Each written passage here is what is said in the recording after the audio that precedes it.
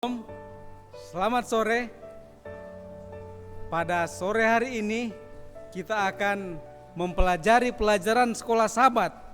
Jadi sepanjang minggu ini dengan judul Planet Bumi Lahir Kembali, yaitu kita pada akhir daripada pelajaran atau triwulan ini, yaitu pelajaran yang ke-13, dan kita sudah mempelajari langit dan baru dan bumi yang baru yang akan Tuhan berikan, dan juga magnet ilahi. Bagaimana kita sudah mempelajari bagaimana Tuhan dia menyelamatkan bangsa-bangsa, kemudian misionaris dan pemimpin ibadah. Dan pada saat ini judulnya yaitu Komunitas Iman di dalam Yesaya 66 ayat 21. Mari kita berdoa. Bapa di sorga, urapi hambamu dengan kuasa Roh Kudus Tuhan, supaya boleh menyampaikan kebenaran seturut dengan kehendak Tuhan saja. Ampuni dosa kami, dalam nama Yesus selamat kami. Amin. Saudaraku yang kasih, bangsa Israel adalah merupakan bangsa pilihan Allah. Berdasarkan Keluaran pasal 19 ayat 6, mereka adalah imamat yang rajani dan bangsa yang kudus. Tetapi saudara, di dalam Yesaya 66 ayat 21 dinyatakan bahwa ada beberapa juga orang di antara bangsa lain yang akan menjadi imam atau pemimpin dari ibadah. Nah, bagaimana komunitas iman ini? Saudara, Yesus sudah memberikan teladan di dalam Matius 28 ayat 19 bahwa pergilah, jadikanlah semua bangsa muridku dan baptislah mereka dalam nama Bapa dan Anak dan Roh Kudus Tuhan. Dan juga dinyatakan Galati 3:28 bahwa tidak ada perbedaan.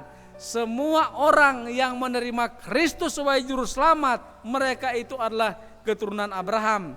Kemudian dikatakan bahwa di dalam satu tatanan dunia baru sesuai dengan rencana Allah, bahwa setelah Tuhan mempercayakan kebenaran kepada bangsa Ibrani atau bangsa Israel, lewat mereka semua bangsa ini akan melihat terang Tuhan. Tetapi akhirnya mereka gagal di dalam sejarahnya. Nah, di dalam nubuatan daripada Yesaya, maka itu akan digenapi apabila Yesus datang pada kali yang kedua.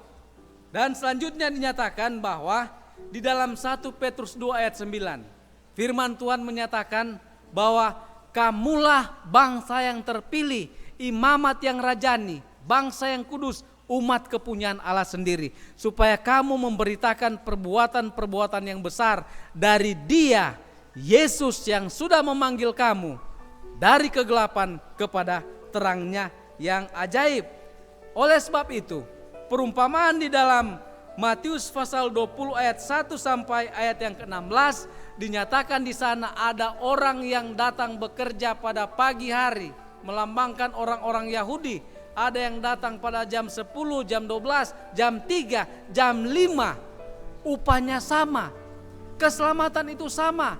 Yang orang kafir yang datang mungkin pada jam 12 atau mungkin jam 5, upahnya sama, yaitu adalah keselamatan. Jadi tidak ada perbedaan. Oleh sebab itu orang Yahudi yang sebagai pilihan Allah yang pertama tidak boleh berbangga. Begitu juga orang-orang kafir atau orang Yunani, karena tidak ada perbedaan. Keselamatan itu adalah untuk semua orang.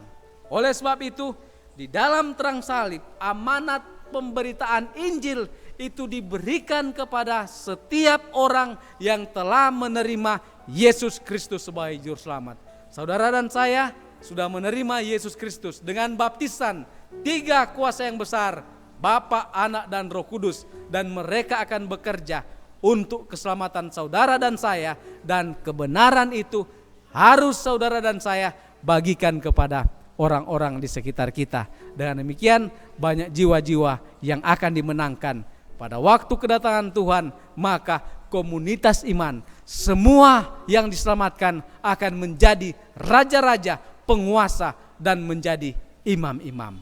Kiranya Tuhan memberkati kita. Amin.